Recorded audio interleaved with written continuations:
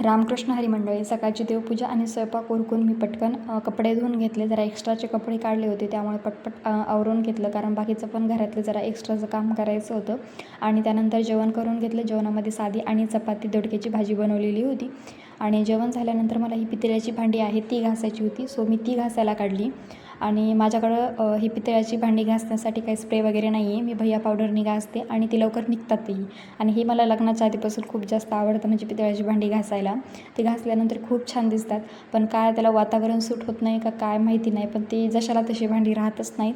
थोडंसं पाणी लागलं किंवा काही झालं की लगेच त्याच्यावरती डाग वगैरे होतात.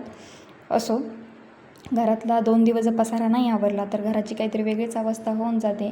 आणि त्यामुळं म्हटलं चला आज पटकन सगळं आवरून घेऊया. कमी जर पसारा असेल आवरलं तर मग काही वाटत नाही, आणि एकदम खूप जास्त पसारा झाला की मग आवरायलाही जीवावरती येतं.